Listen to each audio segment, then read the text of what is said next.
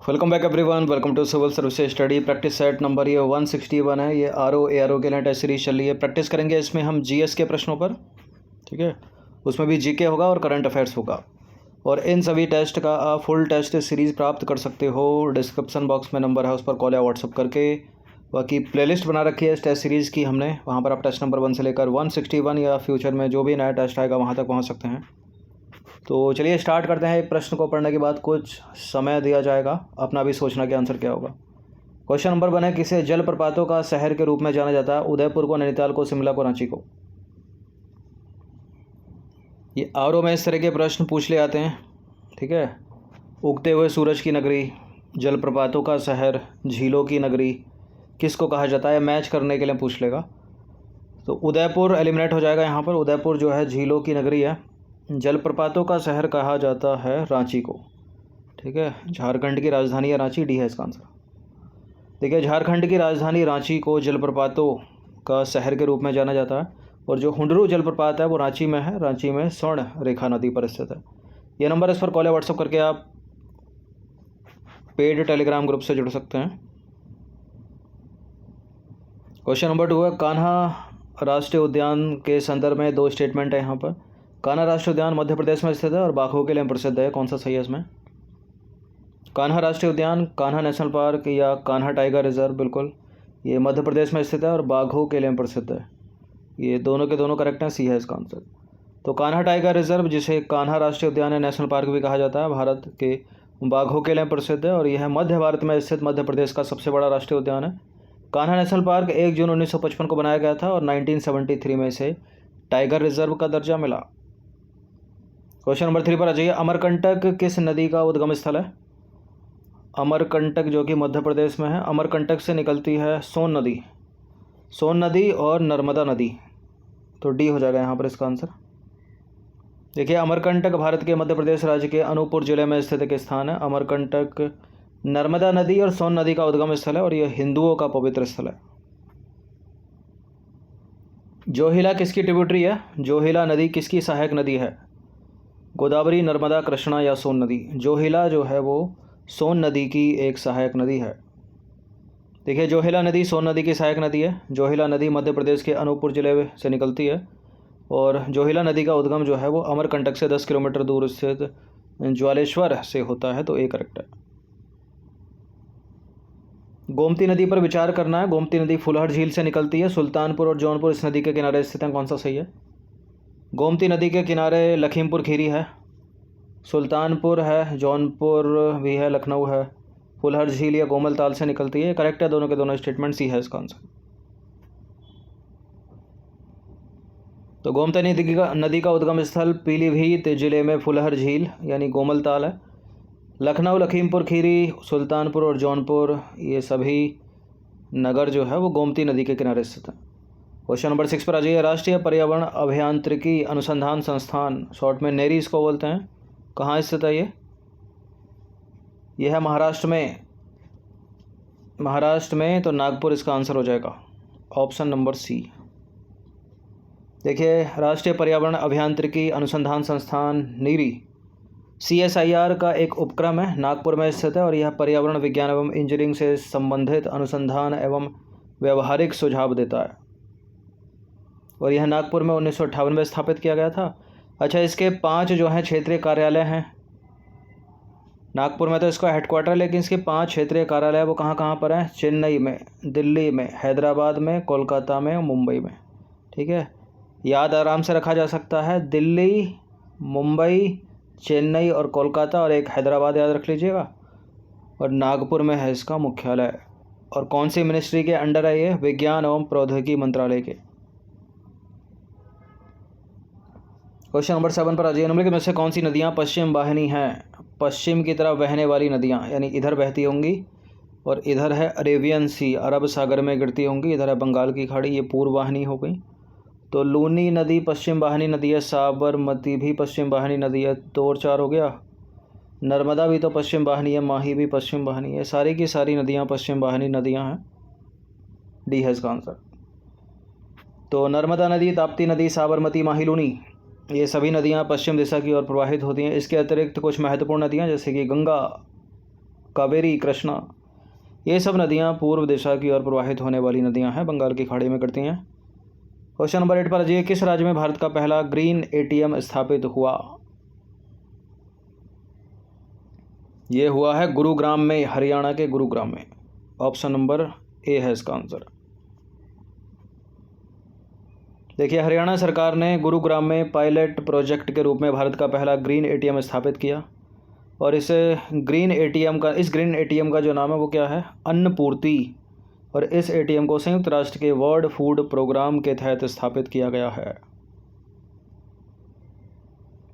Question number 9 पर आ जाइए। ओंगे और जारवा जनजाति भारत के किस राज्य में निवास करती हैं? लद्दाख में, अरुणाचल प्रदेश में, नागालैंड, अंडमान निकोबार द्वीप समूह। देखिए, ओंगे हो गई, जारवा हो गई, सेंटिनलीज, ये सारी की सारी अंडमान निकोबार द्वीप समूह में पाई जाने वाली जनजातियां हैं। तो अंडमान निकोबार द्वीप समूह में जो है 6 अनुसूचित जनजातियां निवास करती हैं और यहाँ की जो निकोबारी जनजाति है इसके अलावा 5 अन्य जनजातियों को विशेष रूप से कमज़ोर जनजातीय समूह में सूचीबद्ध किया गया है। विशेष रूप से कमज़ोर जनजातीय समूह यानी PVTGS, particularly vulnerable tribal groups. और कौन कौन सी हैं ये? जारवा, ओंगे, ग्रेट अंडमानी, सोमपेन और सेंटिनेली। ठीक है, जारवा 1, ओंगे 2, ग्रेट अंडमानी 3, सोमपे 4, सेंटिली 5 और छठी हो गई निकोबारी।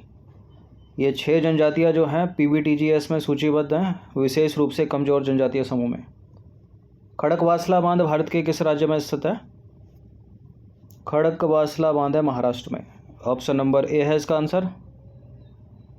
देखिए, खड़कवासला बांध जो है महाराष्ट्र के पुणे में मुथा नदी पर बनाया गया है और इस बांध के समीप खड़कवासला झील का निर्माण किया गया है जो पुणे और अन्य क्षेत्रों के लिए जल का एक प्रमुख स्रोत है। क्वेश्चन नंबर 11 पर अजय निम्नलिखित में से कौन सा राष्ट्रीय उद्यान असम में स्थित है? रायमोना, मानस, दिहिंग पटकई, उपरोक्त सभी। मानस तो है, बी हो गया इसका आंसर, लेकिन रायमोना भी तो है, तो ए हो गया क्या? दिहिंग पटकाई भी है, सभी के सभी हैं, तो डी हो गया इसका आंसर। देखिए, असम में जो है वो 7 राष्ट्रीय उद्यान हैं, 7 नेशनल पार्क हैं। मानस राष्ट्रीय उद्यान कॉम्पिटिटिव एग्जाम का फेवरेट, बहुत पूछते हैं इसको। कांजीरंगा एक सींग वाले गैंडे के लिए, ये भी असम में है। दिहिंग पटकाई राष्ट्रीय उद्यान, डिब्रू सैखोवा राष्ट्रीय उद्यान, राजीव गांधी औरंग राष्ट्रीय उद्यान। औरंग करके ही पूछ लेगा, केवल इतना ही। नामेरी और रायमोना राष्ट्रीय उद्यान। ठीक है, बहुत पूछे गए ये, लेकिन अब सवाल अधिकतर इनसे बनने लगे हैं।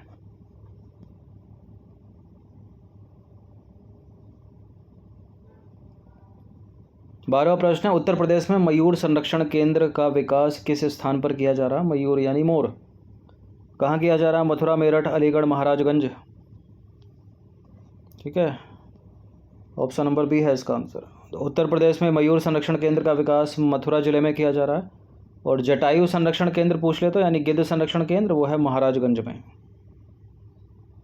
क्वेश्चन नंबर 13 पर आ जाइए। अंग्रेजों के शासनकाल में भारत के आर्थिक दोहन के सिद्धांत को किसने प्रतिपादित किया था? प्रश्न इंपॉर्टेंट है और रिपीटेड भी, बहुत सारे एग्जाम में बहुत बार पूछा है ये थे दादा भाई नौरोजी।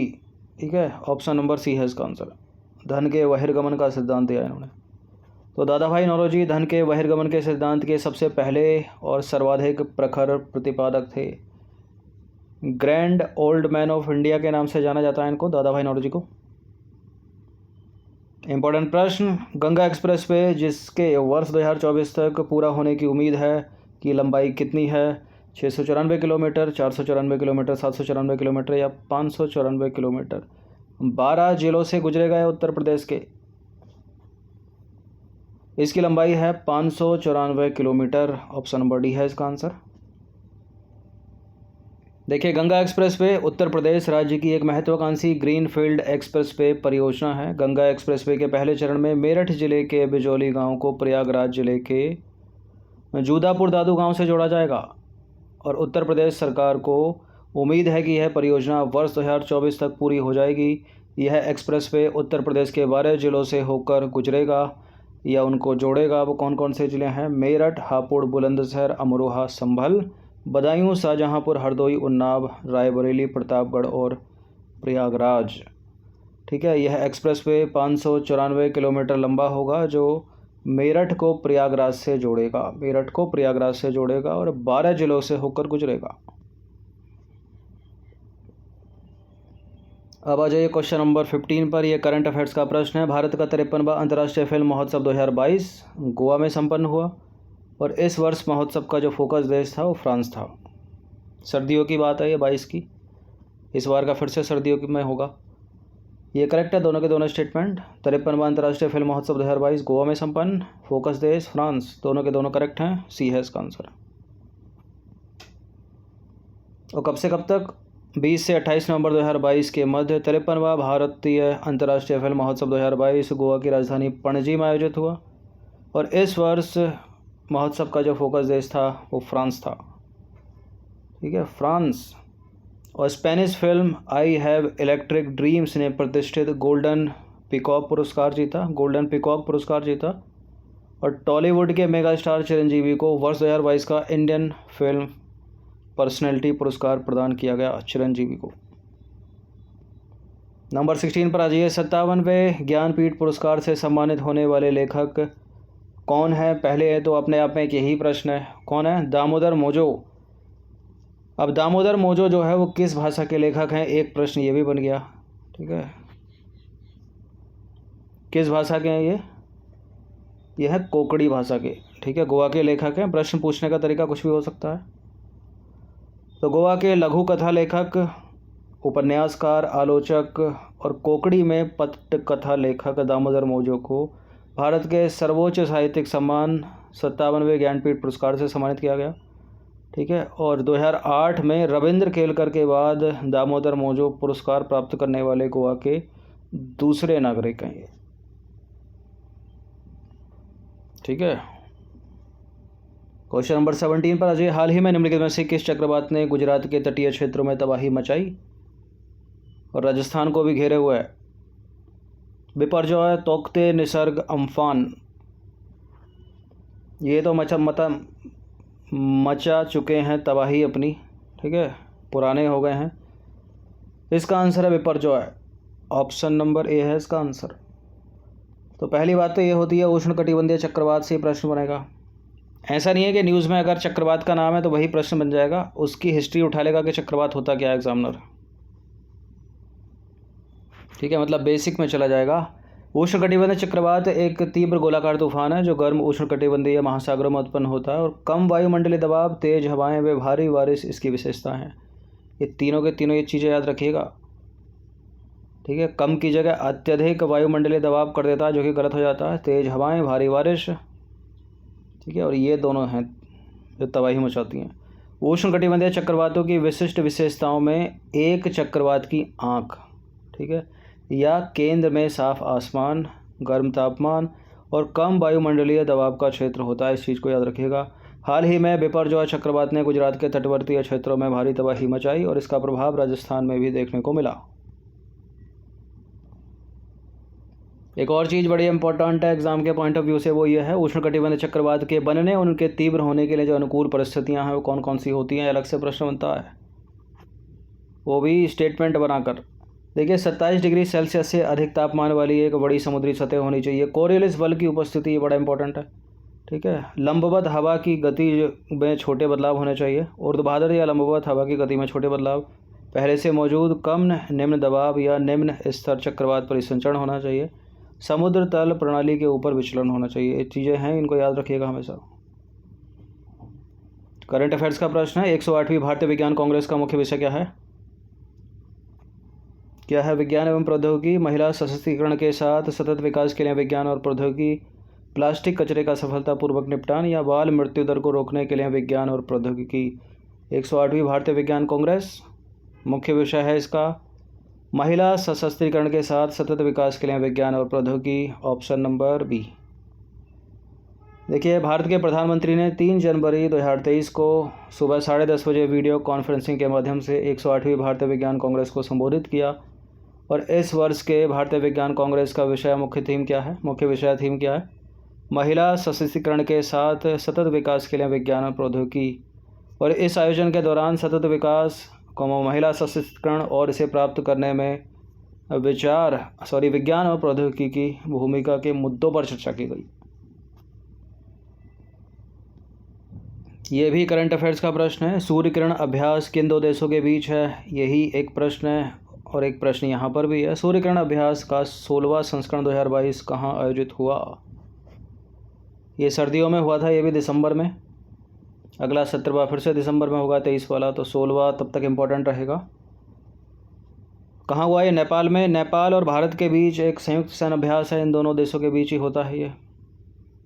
किसी तीसरे देश में होने की तो उम्मीद ना के बराबर है, जब तक दोनों देशों में महामारी न फैल जाए, ठीक है, जो ना हो कभी।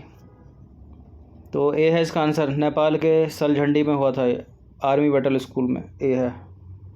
देखिए, सूर्य किरण अभ्यास या एक्सरसाइज सूर्य किरण भारत और नेपाल की सेनाओं के बीच एक द्विपक्षीय संयुक्त सैन्य अभ्यास है। और सूर्य किरण अभ्यास भारत नेपाल सैन्य अभ्यास जो है, ये सूर्य किरण 2011 में शुरू हुआ था। तब से सूर्य किरण अभ्यास दोनों देशों की सेनाओं द्वारा रक्षा सहयोग और पारस्परिकता को बढ़ाने के लिए किया जाता है। सूर्य किरण अभ्यास का जो 16वां संस्करण है वो 16 से 29 दिसंबर 2022 तक नेपाल के आर्मी बैटल स्कूल यानी सालझंडी नेपाल में आयोजित किया गया, ठीक है। और 17वां होगा 23 में। बारी बारी से अगर होगा तो भारत की बारी है इस बार। और जो 15वां हुआ था वो हुआ था, ठीक है, उत्तराखंड पिथौरागढ़ में जो 15वां था। तो 15वां हुआ भारत में, 16वां हो गया नेपाल में, फिर से 17वां भारत में होना चाहिए। 20वां प्रश्न, अंतिम प्रश्न है। ट्रॉम्बे में भारत का प्रथम परमाणु रिएक्टर स्थापित किया गया था, इसका नाम रखा गया था क्या? तारापुर, रावतभाटा, कुडनकुलम, अप्सरा। ट्रॉम्बे जो कि महाराष्ट्र में है, पुणे के आसपास है, तो इसका नाम रखा गया था अप्सरा, ऑप्शन नंबर ए। देखिए, भाभा परमाणु ऊर्जा अनुसंधान की स्थापना जो है ट्रॉम्बे जो कि मुंबई के निकट है उसमें की गई थी। और यहीं पर भारत का प्रथम परमाणु रिएक्टर स्थापित किया गया जिसका नाम अप्सरा रखा गया था। ऐसे प्रश्न भी पूछे जाते हैं एग्ज़ाम में। तो ये 20 प्रश्न थे इंपॉर्टेंट। इन सभी टेस्ट की आप फुल टेस्ट PDF प्राप्त कर सकते हो, जो मिलेगा आपको पेड टेलीग्राम ग्रुप में ही। तो प्रैक्टिस करते रहिएगा हर दिन। धन्यवाद।